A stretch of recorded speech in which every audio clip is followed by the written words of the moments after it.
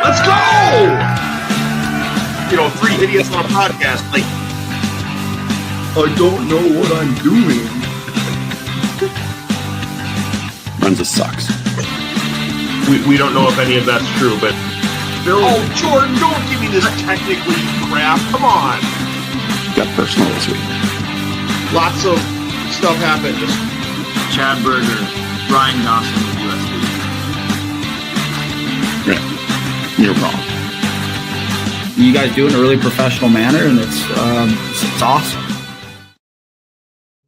Good evening, Kyle fans. Welcome into the latest edition of the Howling Podcast. We are live. It is October 19th, 2025, where we don't know what we're doing. We hate draws in sports, and counting to 8 is easy if you're smart. Jordan Decker here. Guys are all here as well. Chad Berger, Mark Wendt, yours truly. We are ready to go. New friend of the show and coordinator of student-athlete mental health for the Coyotes, Tanner Peterson, will stop by in a few moments. Looking forward to visiting with him and the amazing work that he does for our student athletes. We'll also recap the week that was in USD athletics, as well as look ahead to the upcoming week. As always, we will close out our show with our famous eye chart of the week nominees, record numbers in voting this week. Some business first, though. Quick disclaimer, the opinions on this show are ours. As smart and right as they will be, they are ours and do not represent USD athletics.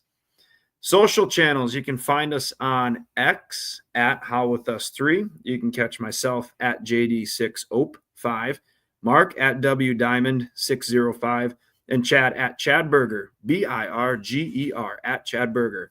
If you are on Facebook watching, thank you. If not, you can search The Howling Podcast. Please like and follow our page. If you are watching on YouTube tonight, you can leave questions and comments for us and or Tanner throughout the episode. We'll get those on the screen. If you're not on YouTube, you can search at The Howling Podcast and please smash that subscribe button. As always, tonight's show is brought to you by our friends at 19 Brewing Company in Vermilion. Us 3 guys were able to get together for a delicious brewski at 19 Brewing Company on Saturday. But hey, before we get going tonight, a quick word from Katie down there at 19 Brewing Company. Looking for a place where good beer meets better company? Welcome to 19 Brewing Company, Vermilion's first craft brewery and home to Coyote Legacy Blonde Ale. Brought to you by 2 USD alumni, Coyote Legacy isn't just any beer. It's a chance to give back to student scholarships while enjoying a refreshing blonde ale. With 12 rotating taps, a flavor-it-yourself seltzer, and homemade root beer, we have something for every Coyote fan. 19 Brewing Company. Good beer, better company. Mark, Chad, good to see you. Long time no see. Chad's muted. Uh-oh. Yeah, it was a great weekend, guys. Great weekend. Had a great time. 19 Brewing Company, that's like a place where you can go hang out with the whole family. I mean, they got games over in the corner. There's spots to lounge around, pet friendly, ample bathrooms, backyards, got all kinds of places to sit. So head down there. New merch. Check it out. I think they have a fall collection. Yeah. Absolutely. Great time. All right. Well, should we get into it, guys? We got a lot to cover. All right. Mark, what happened this week? Lots happened this week. Soccer. Jordan and I were there. We'll talk about that here in a bit. Nothing draw in a drizzling rainstorm versus South Dakota State. So picked up a point in the standings there. Volleyball split the week, beat Kansas City down in Kansas City 3-1, and then lost yesterday 3-1 to South Dakota State. Football went to UNI. They had a whiteout. We beat them 17-14. Women's basketball also yesterday had an exhibition versus Colorado State.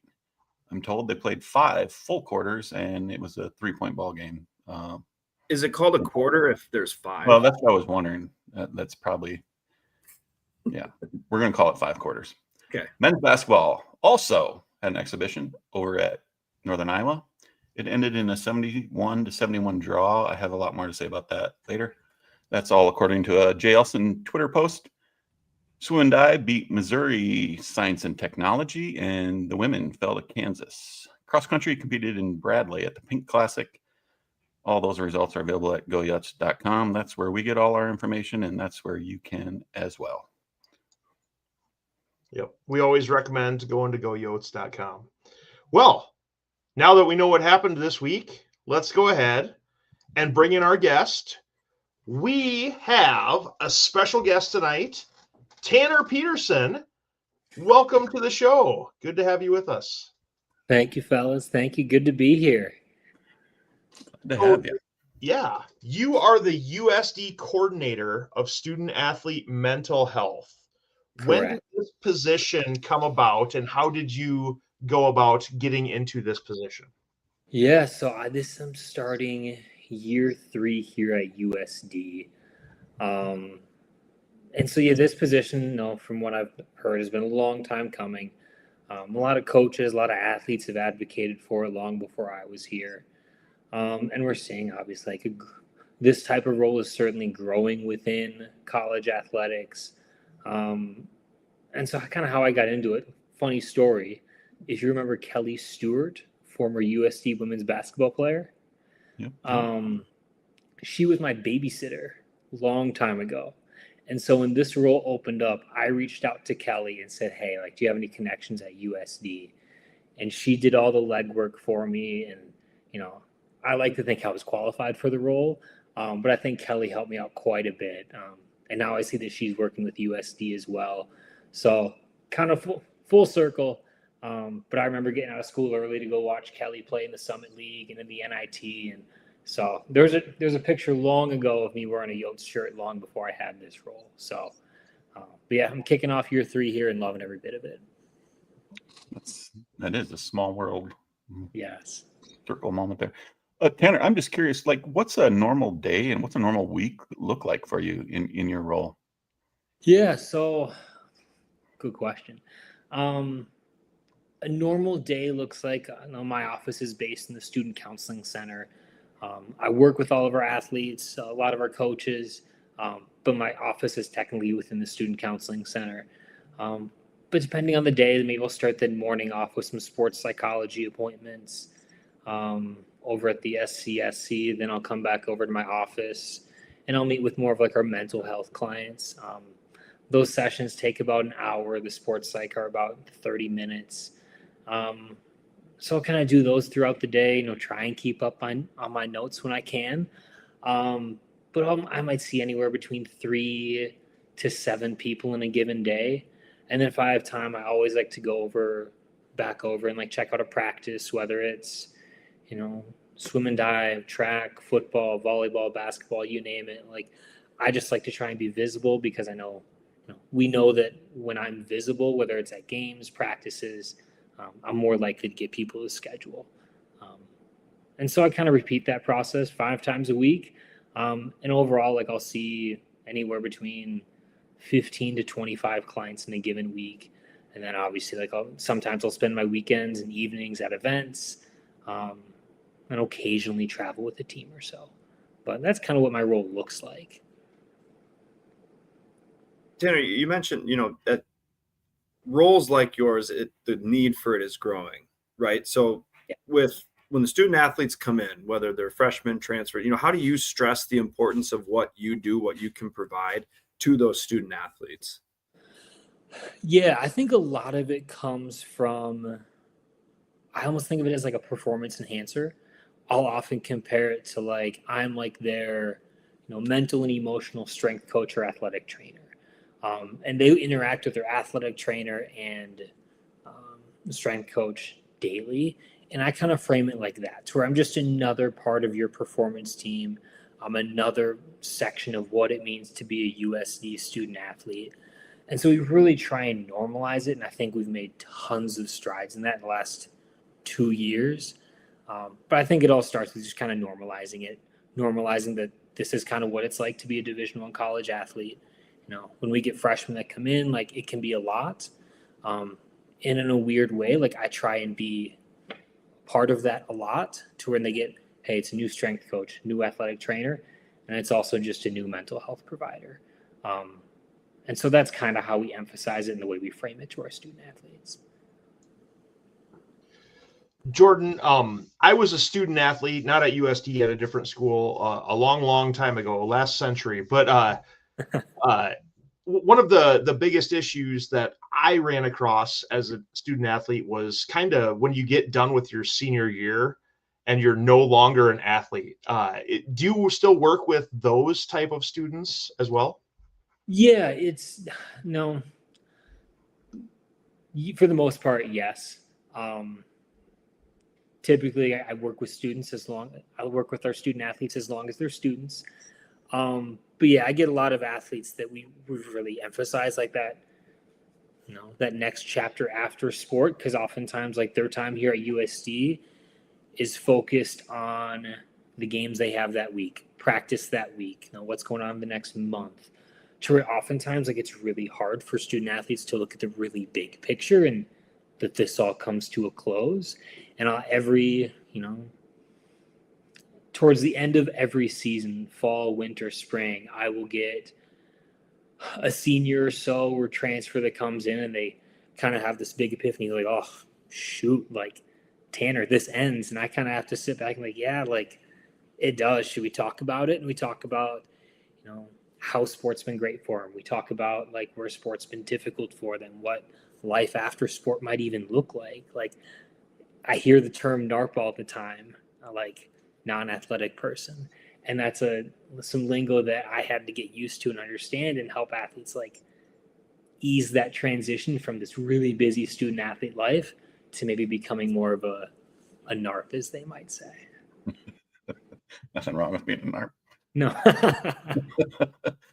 Tanner, we had Coach Pearson on last week, and he had mentioned kind of towards the end of our interview with him how male athletes or male people really in general have a harder time opening up, especially when it comes to mental health and stuff like that. I'm just curious what your experience has been like with the male athletes over the course of your time here. Yeah, it's certainly been, I think for me, it's been a special one. Like being a guy, I think for me, it's really meaningful when I can see men start to buy into it. I see a lot of that stigma, I'll say, maybe the hesitancy of what it's like to see a counselor, to talk about feelings.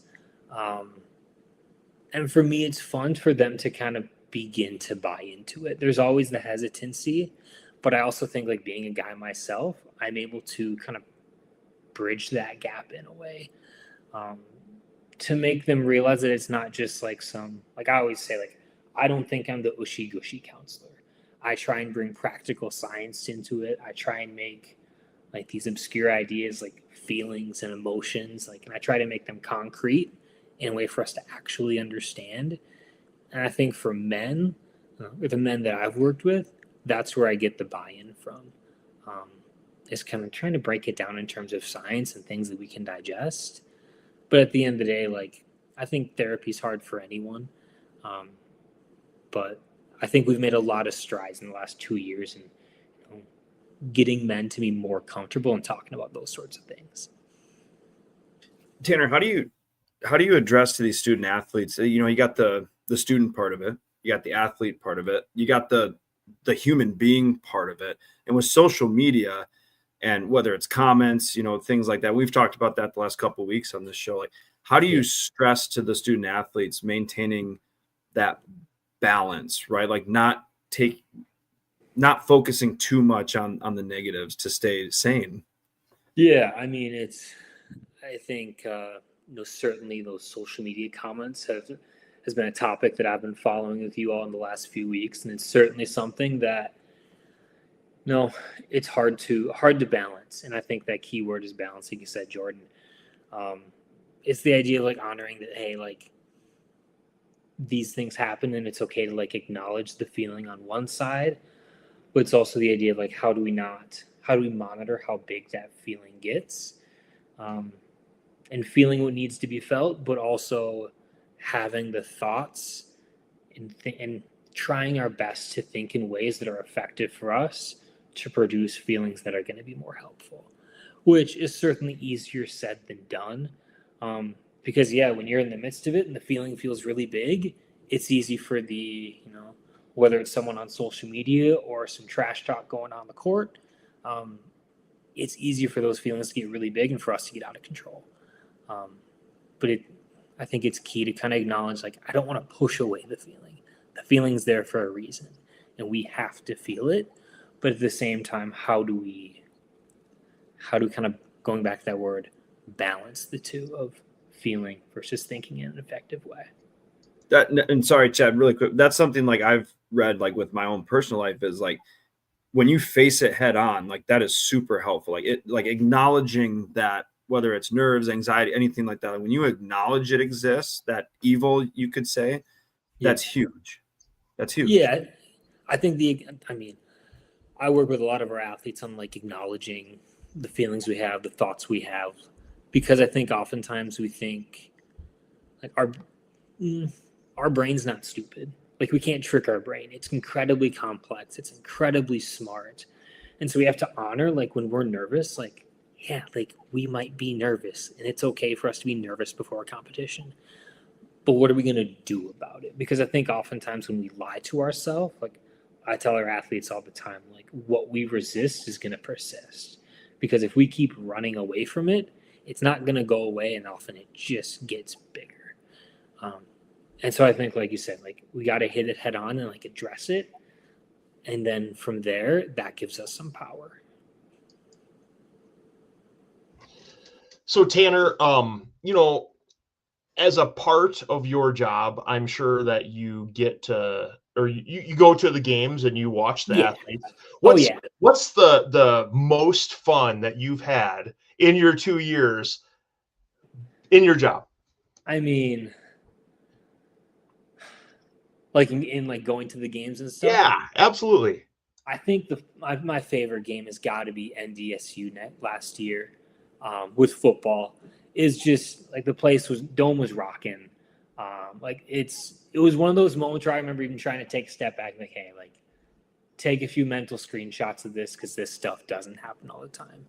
Like, I'll never forget, like, Joe Cotton spraying me with water bottles, like, on the sideline as we're kicking off to end the game.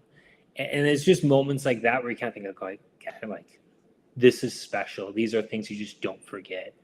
I think it's one of the fun parts about being in sport is, I always think like my job is all about moments. And for me, that was one moment that really stuck out to me. An all-timer. Absolutely. Tanner, I'm not too proud to say that I've spent many an hour on a couch talking to someone about my head trash, as someone told me once. I'm curious, and I've left those sessions, and I've sometimes wondered about the person I was leaving that I just spent an hour talking to. Like, do you have, obviously our student athletes have you to talk to. Do you have a regular checkup with somebody just to process what you go through? Yeah, I've definitely like had counselors in the past, like during grad school. I certainly had my struggles and used a counselor, and it was all kind of, it's funny, it's not funny, but like even while I was in grad school trying to become a counselor, I was even hesitant to go seek out care. And then I went and did it, and I was like, oh man, like, damn it, this stuff actually helps. Like, it's a good thing I'm going into it. But yeah, like I've had a counselor in grad school. I've used services here in Vermilion as I transitioned out here. And so absolutely, like I think it's people who think that therapy is, like I ask about their dreams and we're going to like psychoanalyze them. Like, that's not it. Like, that's not what counselors do. I often find it as a place where like I just get to catch my breath. I get to place to breathe, reflect, think and feel on things, see where that gets me. And typically it's been a pretty darn good experience. Yeah, I recommend it. It was awesome. Tanner, what's the most rewarding aspect of your job? Oh, I think about that one a lot just in my own time. I think, how I said earlier, like my job's about moments. I think it's often like I have like a highlight reel going through my head right now of like the people I've sat with, the moments we've had, the breakthroughs we've had. And I think a lot of it, there's a really special experience when you sit down with someone, the door closes, and you get to see them connect the dots. You get to see them learn things. And alone, like, that's special. But I think for me, like, I'm really lucky that I get to have that clinical and like therapeutic relationship with them. But then I also get to go watch them compete and do what they love. And it's just really special to see how our student athletes develop as people over time, to see the work that they put in that I'm lucky enough that I get to see, and not many people do, if any, because it's really hard, difficult, emotional work. And being able to watch our student athletes like get vulnerable, to talk about some intense things, to connect the dots, and then to connect the dots, learn from it, and take action. It's just, I mean, it's just really tough to put words to. And now I've had times in session where I have to take a step back and think like, holy cow, like, right, what's happening right here is special. And I'm really lucky to get to see it. So long-winded answer, but it's just those moments when the door closes and it's just me and that other person. Tanner, Jordan thinks that every time he's at a game and the Yotes lose, that he's the reason. He might be, I don't know. Is Jordan bad luck? Is he a bad omen for the Yotes? Oh boy. Do you want me to answer this live on air? Like, yeah, absolutely. Hey, we acknowledge it. We face it head on, Tanner. Let's go. Mean, this is actually an intervention, Jordan. So he was also at the NDSU football game last year. I mean, the Yotes don't lose every game you're at, Jordan. Jordan, maybe we need to separate these facts and feelings, but I'll do it pro bono for you. How's that? That's fair. That's fair. I'll tell you what, there's a few events coming up over the next month that I'm going to be attending. We'll see how they go. All right. We'll keep tabs on it. Okay. But so like a lot of athletes are superstitious a little bit, right? Kind of like Jordan, and they have certain things where they think, oh, if only I would have done this, thing that I usually do, then we would have been okay. Like, is that something that you see a lot with athletes, or is that, Yeah, I always kind of chuckle at it because it's one of those things where like, you're a Division I athlete and it's gotten you to this point, like, okay, like I have to kind of look at my discretion. Like, is this something like, do I want to pick this battle? Do I think it's relevant enough to pick? Like, I know when I played high school basketball, like I'd wear 2 pairs of socks, like, and that was just my thing. Like, do I think it made a difference? No. And so I think a lot of my work with athletes is trying to like try and see if we can make their thoughts a little flexible to where like, hey, like maybe if we don't wear 2 pairs of socks, like I bet we can still perform well because we've done all the reps and done all the work to get to this point. But at the same time, like a lot of them, like they have their things, they like their things. It's gotten them to this point. So I'm kind of like, well, hey, have at it. I am quite superstitious. I am. Do you have like a go-to, like, I don't know, like quirk? Is that the right word? Yeah, don't do what I'm doing when we're losing. Find something else to do. So you have to like I will switch spots on the couch, or like today when my oldest was selling Scout popcorn and the Vikings were getting their butts handed to them by the Eagles, I switched my seat outside to the other side of the table and they scored a touchdown. So they still lost. But they got hot there for a moment. They did when I switched. Maybe you're onto something. I don't know. I got a whole list, Tanner, and Chad won't let me do the whole list tonight because we got a schedule to keep. There's a list. Oh, I love it. Yeah, I don't even know, Jordan. We might need to buy we might need to hire you just to deal with Jordan. You need that Dr. O on the couch segment. Yes. Again. Yeah, We'll tag team. How's that sound? Yeah. Oh man, if I got Dr. O and Tanner for my on the couch session, let's go. Well, Tanner, is there anything else that you want Yote Nation to know about you? And I mean, we asked you some pretty hard hitting questions here, but I'm sure you also enjoy being around USD and everything. And Yeah, anything you want to leave us with? I want to emphasize, like, I'm super lucky to be able to do what I do, whether it's like the athletic trainers I work with, strength coaches, like our athletic coaches, student athletes. I have a great group of support system. Our student counseling does a lot of great work, helps me out a ton. And so I wear the badge as coordinator of student athlete mental health. I want to give a big shout out to the Student Counseling Center because they've helped me develop a ton over the last few years. And I don't do it all on my own. I got a big team there that helps me out every single day.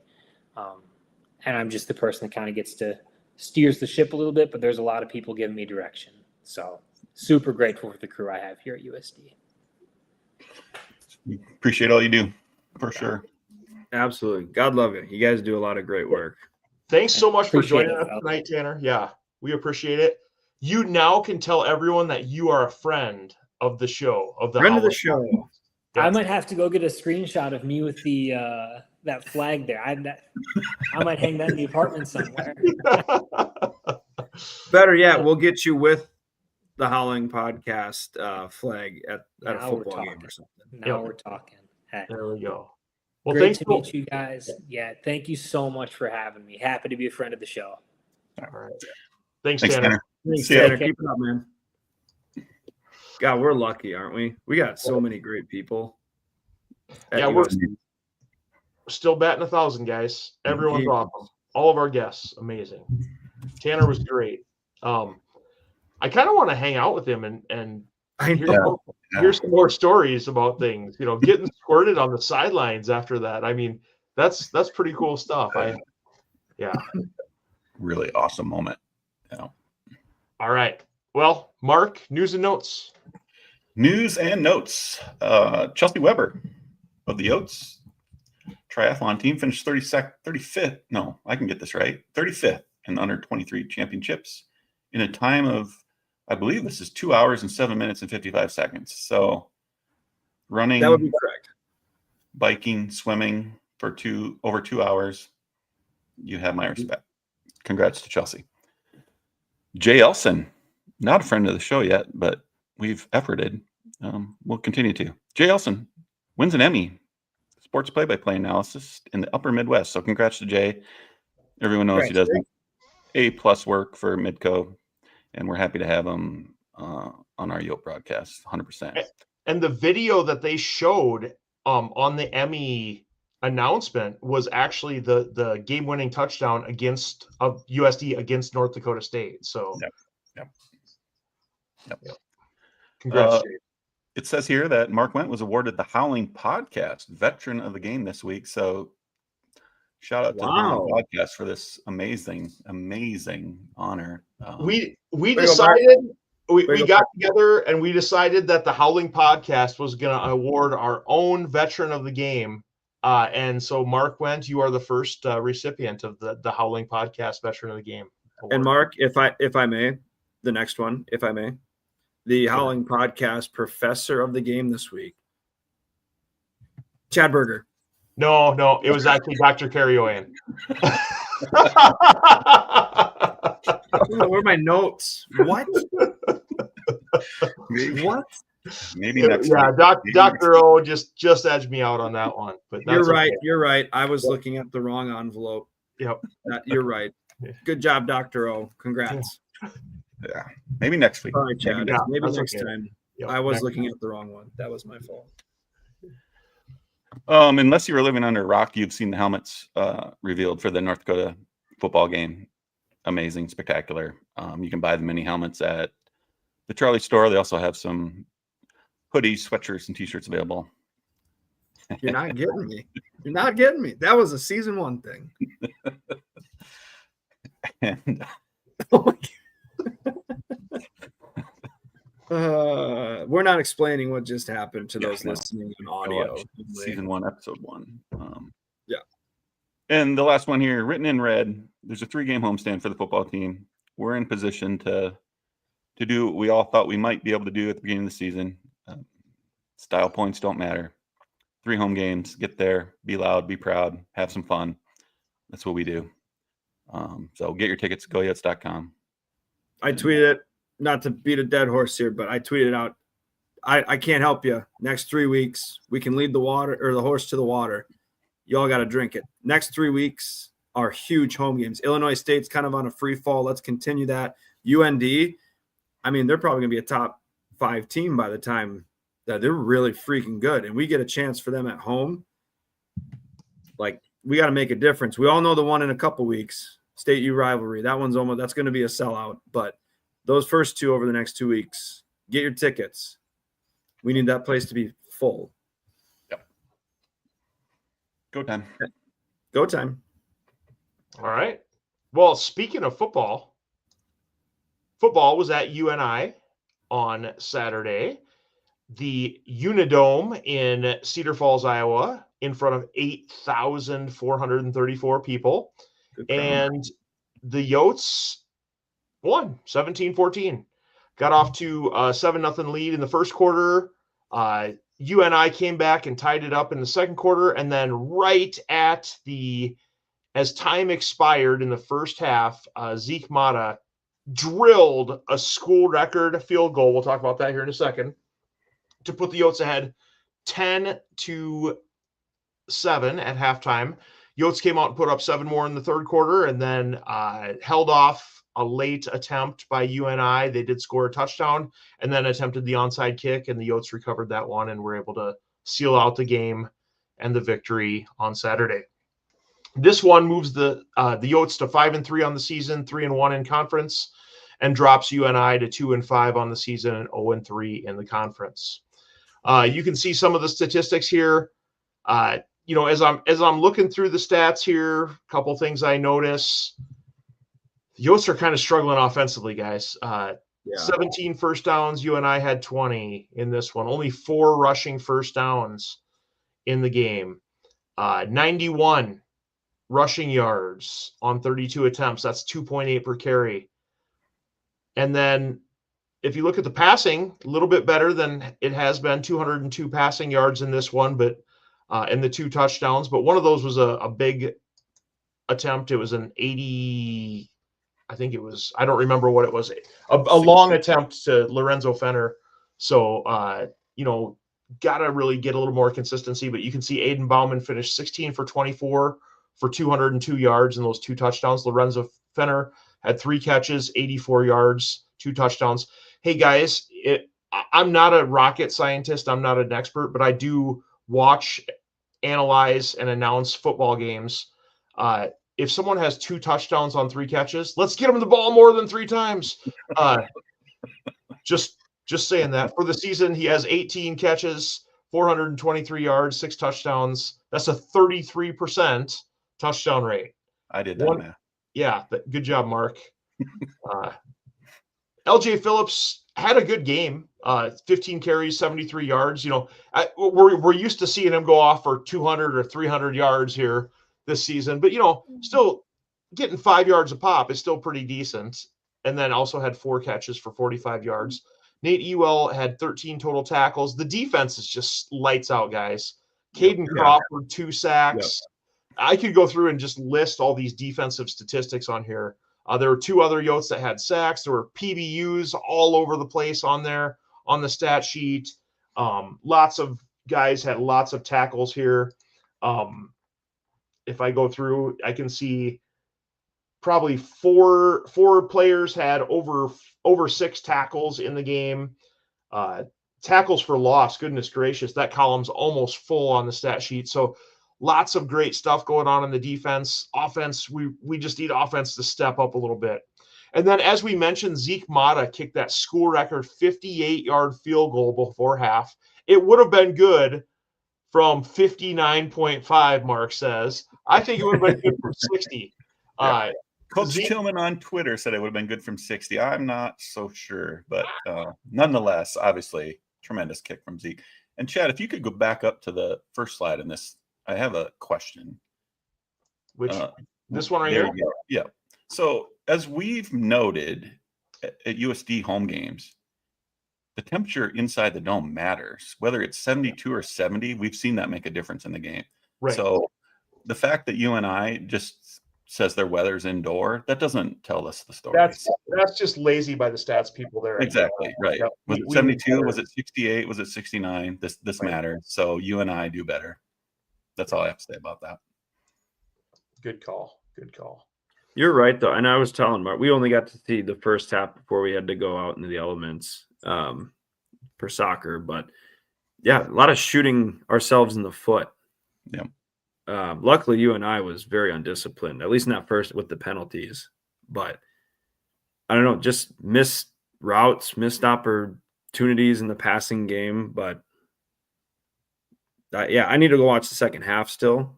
But I just feel like we could have had a lot more points on the board down there. So you're maybe being a little critical of the offense again this season? Not saying it. Okay.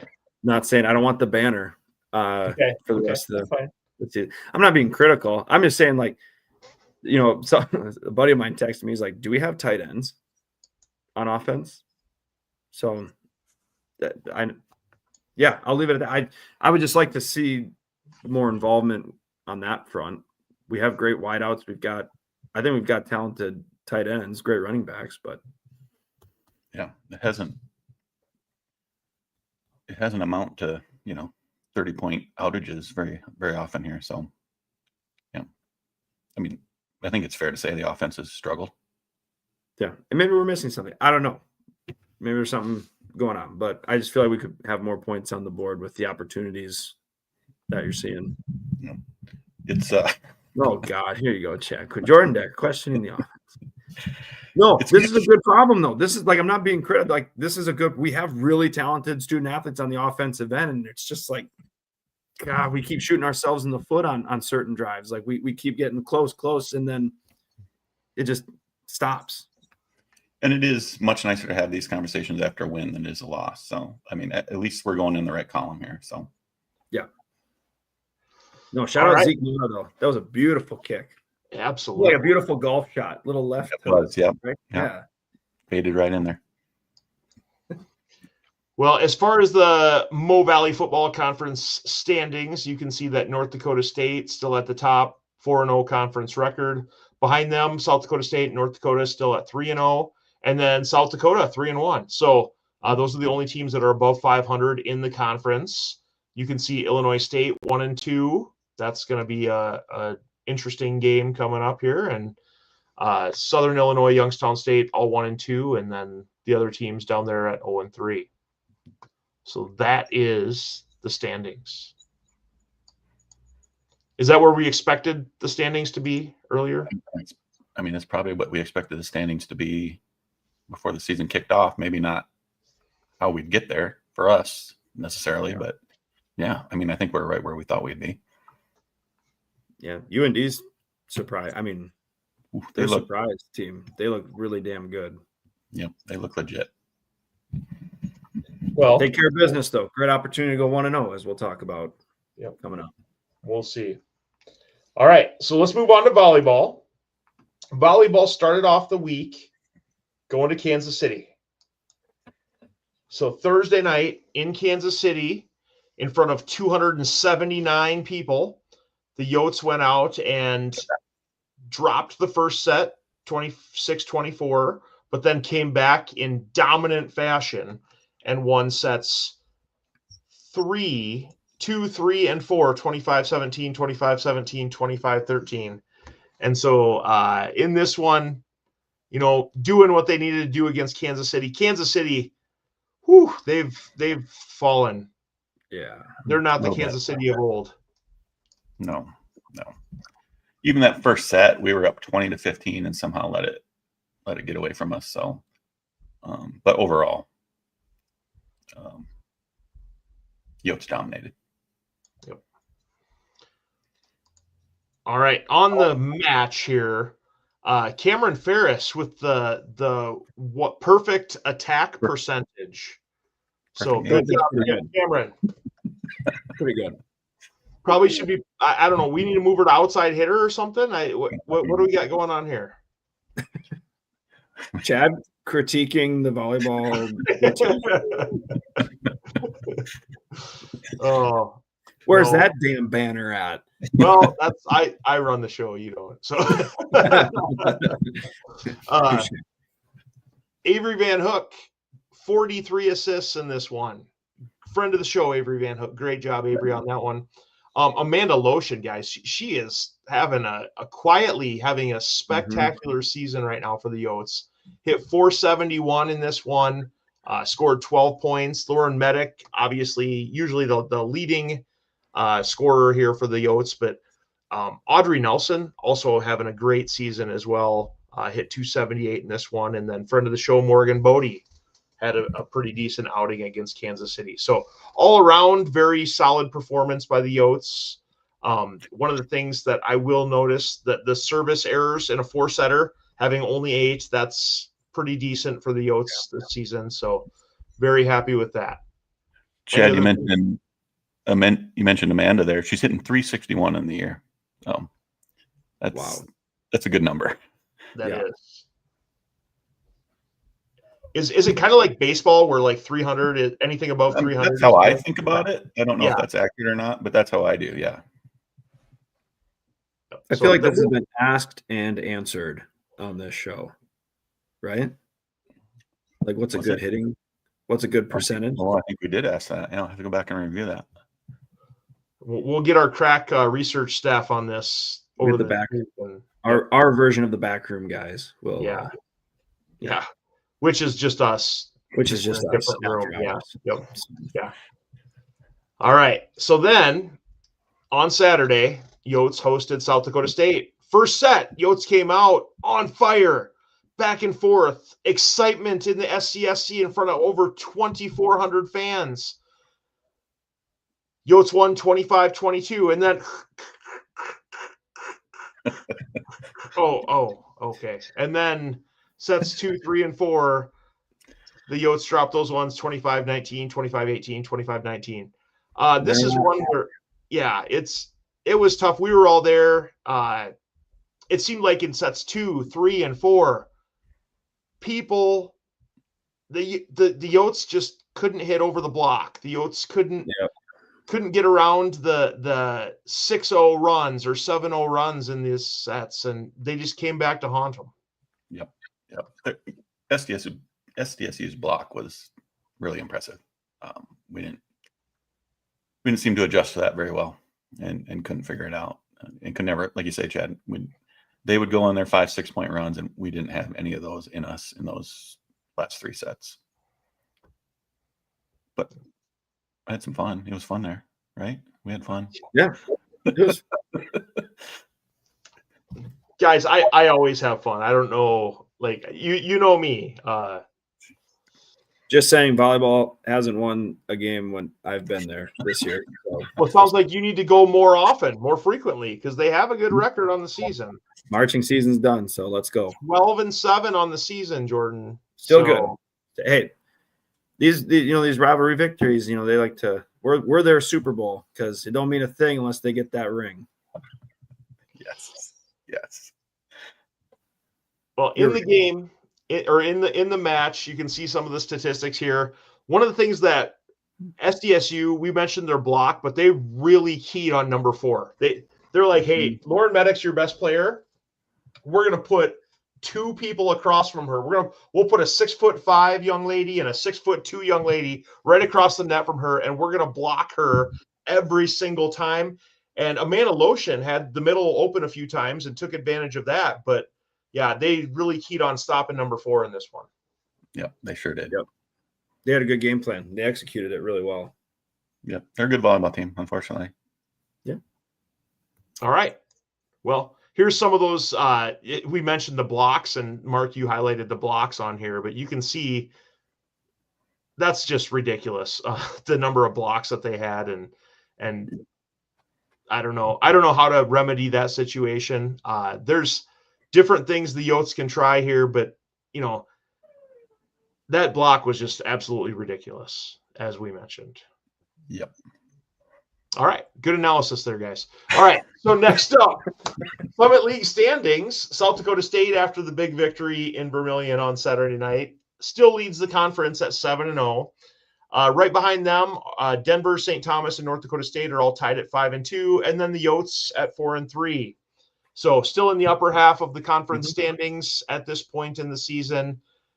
We're going to turn it around here and start playing teams for a second time shortly. But overall, the first half through, I think at this point we've played everyone except for North Dakota State. Does that sound correct? Yeah. Yes. I'm just looking. I think that is correct. You're counting how many teams there are, and you're saying, oh, well, we've played 7. So, yeah, okay. I'm not a statistician like you. Oh, that's okay. I mean, it happens. Yeah. So, what did we have we did the conference standing. So we'll go next to soccer. Soccer hosted South Dakota State. So on Saturday, guys, not only did we host South Dakota State in volleyball, but right before that, the Yotes hosted South Dakota State in soccer. You guys went to this one as well. It ended 0-0. Sure did. We tailgated it. Yeah, tailgated. We tailgated it. It was fun. It was fun. Got to meet some fans of the show. Yeah. I mean, overall, I mentioned there in the slide that it was 32.5 degrees, just above, snow weather, less and a persistent drizzle / rain. Jordan's 2 kids were troopers, made it through the whole thing. There was only one point with about 10 minutes to go where it started to rain pretty hard, where they were pretty adamant about leaving. And Jordan said, "We've made it this far. We're going to make it to the end." Which, of course, if I would have left, they would have scored. USD would have scored. Yeah, that's it. Yeah. I thought the first half, the Yotes had the better of it, the better scoring chances. The second half, it was a little more even and then maybe tilted their way a little bit towards the end. But overall, just a really even soccer match overall, as those numbers will tell you. Yeah, you could see shots on goal. First half, Yotes led 6-3. In the second half, Yotes got 10 versus SDSU 7. So a few more looks there. And then as far as saves go, the Yotes did a good job with that. Corner kicks, you can see the numbers here. They ended up 4-4 on this one.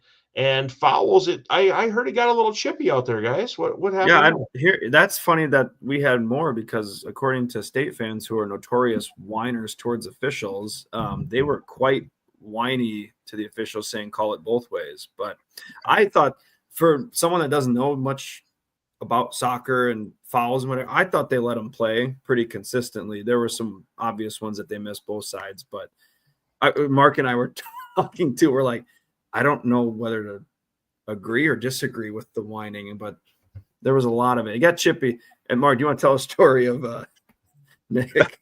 Well, shout out to Nick Oyen. I hope he's listening because he had the most perfectly timed loud laugh of all time when a State fan to our right was complaining to the officials about something. And after the State fan got done complaining, it's surprising how quiet it can get. It got really quiet, and then Nick laughed super loud, and it was hilarious. It's hard to describe, but it was perfectly timed. It echoed. I think it echoed off of North Complex. It was so... Yeah. And then, of course, the rest of the Yote fans started laughing as well. So, shout out to Nick. That was very well done. No, great match. So I thought the second half, we know both sides way more aggressive, on offense with stuff. And I think, to be honest, I think the downpour helped us a little bit because State was really getting some good opportunities. And then when that downpour happened, everyone was just kind of like, let's play a little, at least from where we were sitting. I don't know the game plan or whatever, but it looked like they were playing a little bit more safe. Yeah, if that's a thing. Get out of here kind of deal. Yeah. Yeah. No, it was fun. I mean, I enjoyed it immensely, even though the weather wasn't perfect. It was a good time. And shout out to the camera crew. They had to pull the cameras inside the windows, and there were 2 cameras, and they'd pan one way, and then all of a sudden there'd be a big old like window block in the way, and then they just switch the other camera so they can avoid that. So some good producing going on there. That was kind of fun to watch. As far as the Summit League standings go, you can see here Oral Roberts is at the top of the conference with 16 points. Denver also has 16. South Dakota State has 11. Kansas City 10. South Dakota 8. And Omaha 7. And then North Dakota 5. North Dakota State 4. And St. Thomas 3. We learned about points in this regard a few weeks ago. But what's this yellow line on here for, Mark? Well, that is the playoff line. Top 6 are going to make the postseason. If you're below that yellow line, your season is over here, depending on how many games you have left. 1 or 2 games left for everyone here in the Summit League. So finishing above that line is absolutely important if we want to go to the postseason and continue our season, which I know everyone on the soccer team does, as do we. So there's a really important match coming up on Thursday. We happen to be playing the team just below us Thursday at Omaha. So that's a huge one. If you're listening down in Omaha, I'd make plans to go wear some red and go to a soccer match down there. Really important. Coming for you, Michael Sharp. That's right. Coming for you, Michael Sharp. Fire the cannons, baby. Let's go.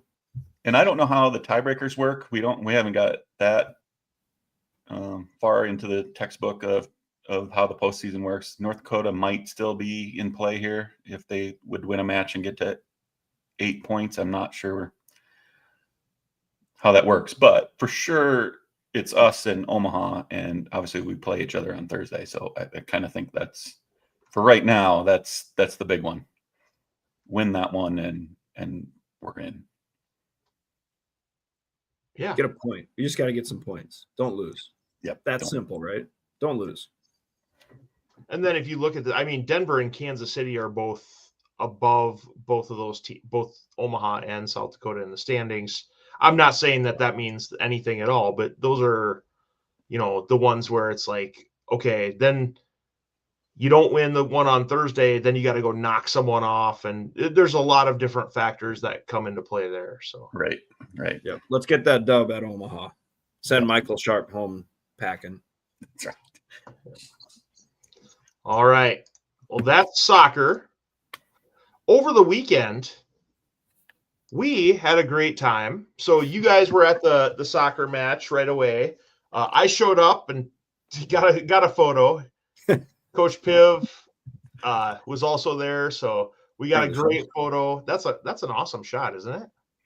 Yeah, the pictures don't really show. I mean, it looks actually nice. It looks like a beautiful fall cloudy day. Well, it was like 54 degrees, guys. It was not 32. I don't know what you were talking about, Mark. It was. I can tell you were sitting in it for 2 hours. You didn't see it. You didn't sit in it. Your butt wasn't on metal bleachers that were soaking wet. No, it was a blast. It was really fun. Really fun. And then after this, we all went down and enjoyed a couple Coyote Legacies at 19 Brewing, and then headed over to the SCSC. A friend of the show, Avery Van Hook, was on the program. As you can see in the lower left-hand shot here, we took a pregame selfie together. I don't know, Mark, what do you got going on in that pose there on the upper left? Upper left. Well, I was trying to look a little mean for Okay. what was about to happen. It didn't work. Okay. Jordan was there, so I ruined everything. But just for that one, screenshot that picture, and like that's gonna be my new profile picture on X. Your face in that picture. Yeah. Well, I mean, there's some attitude. If attitude was a picture, it'd be that face. So top center. I was like, hey, let's go take pictures with the friends, right? And so I went down and I turned around and you guys were nowhere to be found. So I took pictures with Mr. Thomas Jones, friend of the show. up at doing the PA, and then I worked over and took some photos with Dr. Carrie Oyen, the Howling podcast professor of the game this week, and her husband Nick, and so we took pictures there. And then what's this one in the lower center here, Mark? What happened here? Well, I'll talk about that here in a minute. But as you know, my nominee for iChart of the Week last week was Charlie Coyote for kicking over my full Coors Light. Obviously, he got the word. I was presented with a voucher for $8 at the concession stand from Charlie himself. So I don't know if we'll get to it here in the next slide or two to see if we actually won the iChart of the Week. But if he did win, I rescind it because we're even, and he's the best mascot in college sports. So thanks, Charlie. Love you. All right. So what's coming up this week, Mark? Tomorrow night, Coyote Report. John up there. I have a volleyball, football coach. I assume the head coaches and an athlete. I don't know if it'd be a football or volleyball. They alternate that, and I don't remember who was there last week. Sorry. Football, as we mentioned, will be at Illinois State at home. Get your tickets. We need you there. Volleyball, 3 matches this week. I don't know who made the schedule, but it's weird. We're at North Dakota State on Tuesday, and home to Denver on Thursday, and home to North Dakota State on Saturday. So North Dakota. Oh yeah, sorry, North Dakota. Yep, revenge game. Yep. Yeah. And so Saturday we got the home football game 1:00. All right, and then home volleyball at 5:00. So it's going to be another one of those days where you can spend 8 hours or more tailgating, going to games. Yeah. And I haven't seen, but I'm assuming this one they'll do like if you show your football ticket, you can get a volleyball ticket for like $5 or something again, whatever it has been. Yeah, they typically do that. I would, but yeah, I would. We don't know if any of that's true, Jordan. So well, that's what I'm saying. That's why I said I don't know at all. When I don't know. Here we go. Yote fans, follow the freaking social media accounts and pay attention to what South Dakota Coyotes puts out because they're going to have the info. I would just plan on spending the entire day in Vermilion. I don't on Saturday. I'm not. Yeah, me and the girls will. So we'll be there. We'll be there. As we mentioned a couple weeks ago, and I took it off the slides, and I probably shouldn't have. But the Hall of Fame dinner and ceremony this Friday, 6 p.m. in the SCSC. Limited tickets available at goyotes.com. Hasn't been open to the public in the past. It is this year, so take advantage of that. Soccer, as we mentioned, a huge game on Thursday at Omaha, and then they go to Denver on Sunday. Men's golf will be at Nicholls State. I don't know if they have locker rooms available or not. They did not when the football team was there a few years ago. Women's golf will be at Kansas State. Men's basketball, we're going to highlight this, and we're going to be noisy about this on social media as well. Exhibition on the 26th at 1 p.m. I believe that's Saturday. Is that a Saturday too, or is that a Sunday? Sunday, a week from today. Sunday. Yes. 1 p.m. exhibition. All the money raised is going to go back to the men's program. So just a huge opportunity to help Coach Peterson and the men's basketball team. Live show from the SCSC Sunday afternoon. Maybe we might have to do that, whatever it takes. My gosh, we could literally spend like the entire weekend at the USD athletic facilities. Right. If someone knows someone that could get us a King executive suite room in Vermilion, we could make a whole weekend of it. I'm just bringing a cot and sleeping in the SCSC. Yeah. But get to this basketball game. Support Yes. Petey and the team. Obviously, he's a fantastic guy, and we're happy to support him, and we'll be there. Swim and dive will be at Swim and dive women will be hosting Iowa State. So a chance to check out the new, what are we calling a natatorium? Is that what it's called? Yeah, never heard that word until that facility opened, but chance to check out the new pool. Hey, not to bring something out of left field here. How's that tweet doing? We at 1,000 yet? I don't think so. No, it's not that. Okay, carry on. Sound a little happy about it, Jordan. I'm a little disappointed. Okay, well, and now.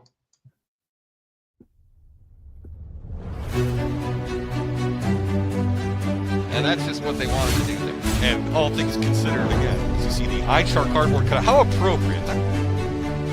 through the review, the eye chart made its way to the video board. It really injected Let's go, Mark. some energy.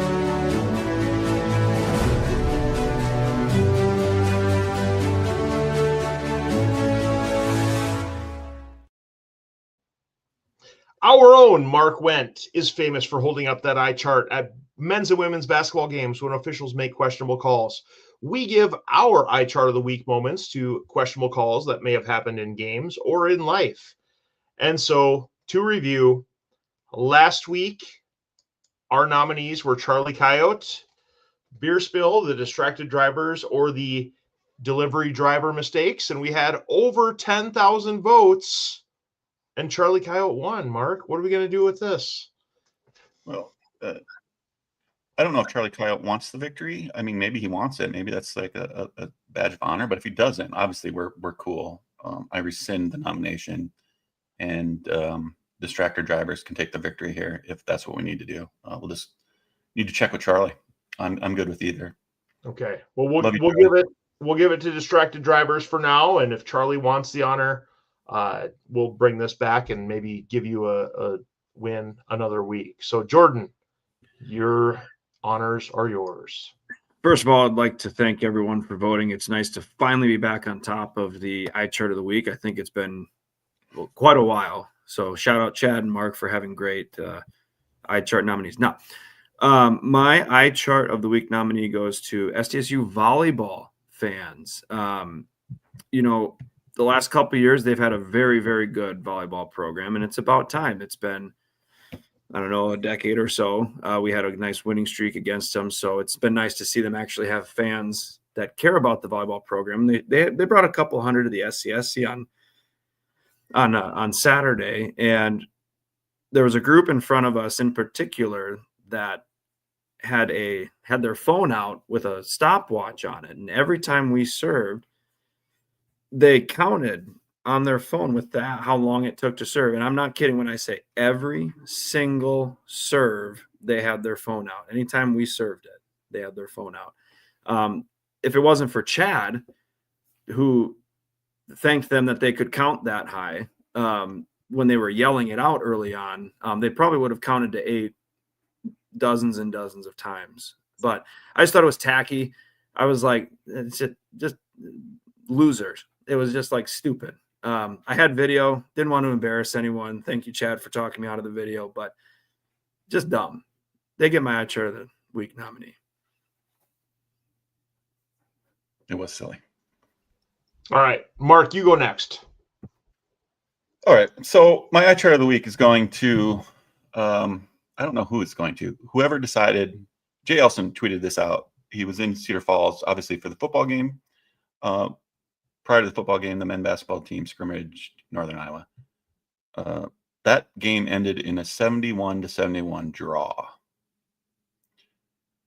Dr. Naismith did not hang peach baskets 10 feet high on a wall for any competition to end in a draw. We live in America. There's winners and losers. I don't care what it would take to determine a winner here. If we have to, the coaches need to arm wrestle, if we're doing rock, paper, scissors, a free throw shooting competition, a half court competition, I need a winner and a loser. I don't care that it was an exhibition. The fact that a basketball game ended in a draw in America in 2025, it's unacceptable. I don't accept it at all. And so whoever's responsible for calling it at 71-71, you get my eye chart of the week. Don't like it.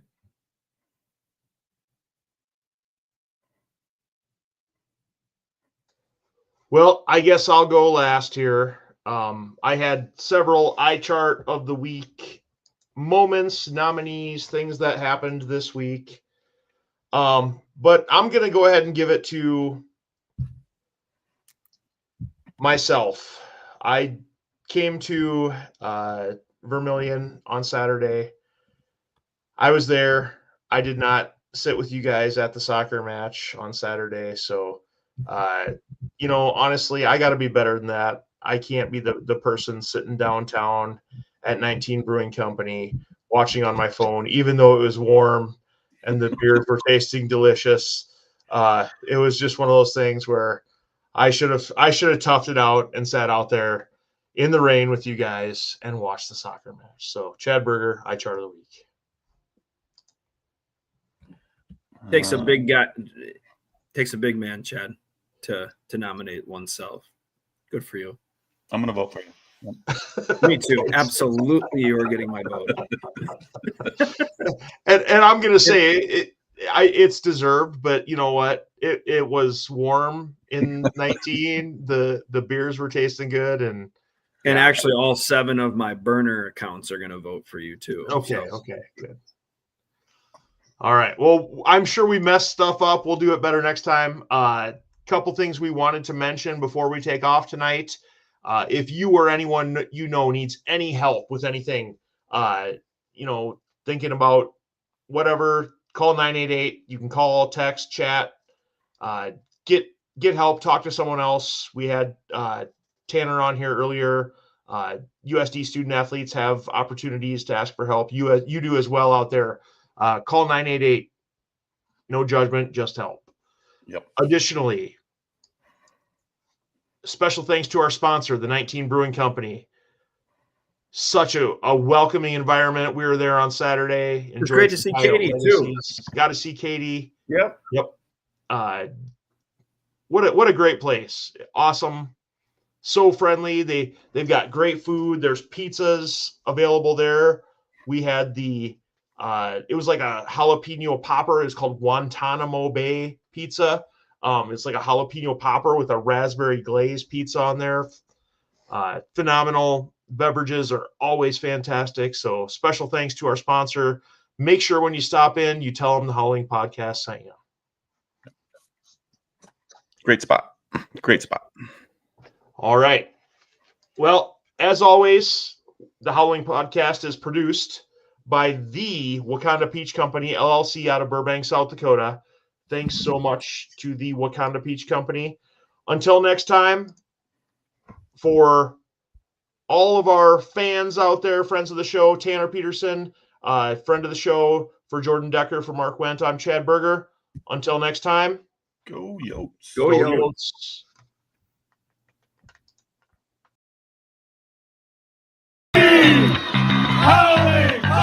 Let's go! 3 idiots on a podcast. Like, I don't know what I'm doing. Runza sucks. We don't know if any of that's true, but Jordan, don't give me this technically crap. Come on. Got personal this week. Lots of stuff happened. Chad Berger, Brian Gosling of USD. Yeah, you're wrong. You guys do it in a really professional manner, and it's awesome.